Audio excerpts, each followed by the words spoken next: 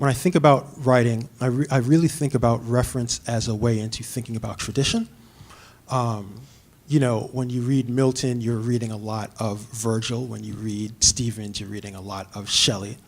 And I really like the way in which you can learn about not just poetic personality and temperament, but you can also learn, I learn in a different way, I would say more as a poet about rhyme from reading other poets. And it doesn't even have to be rhyme in the traditional sense.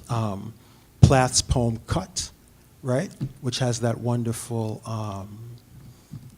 thumb stump at the end, dirty girl, thumb stump, and the work that UMP does, which is incredibly fun, and for me it kind of cracked my head open, or I still remember the first time I saw joy and poetry rhyme together, and I don't know if it was in Dickinson or Auden. But our reading form is a type of reference, and our trips into the archives form a type of reference. I think any writer spends a lot of time thinking about what their temperament is, and what their temperament is, I think, is how they respond to larger material. Reference, of course, is the largest material that there is because it's everything that's outside of you. It implies it implies a secondary source, whether that's the weather, or whether that's Vico, or whether that's Leotard, or what have you.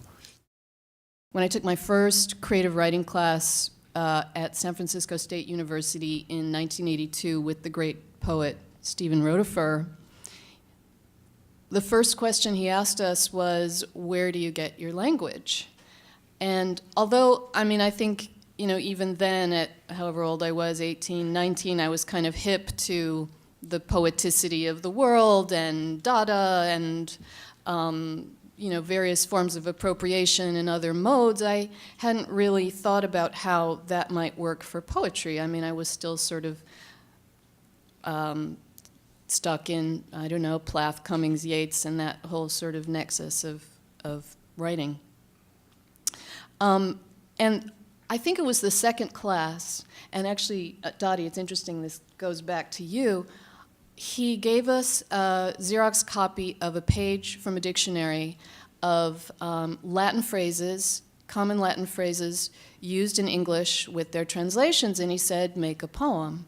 And so I did. I made a kind of a he-she dialogue, and I was hooked to this method of making stuff. And so I guess my definition of what a reference book is kind of extremely broad. I don't know that it's between hard covers or soft covers. It's certainly electronic, and it does include a rhyming dictionary. Other kinds of sources that I use are literal old dusty dictionaries, a catalog do you guys remember in the Flatiron there was the Gordon Novelty Shop where you could buy like clown wigs and fake buttocks and things like that? Do you remember that? It's now defunct, but I mean, I felt like they had built that store for me. And they had this wonderful catalog full of copy, which fills especially one of my books, Folly, which is very concerned with like the absurd and burlesque.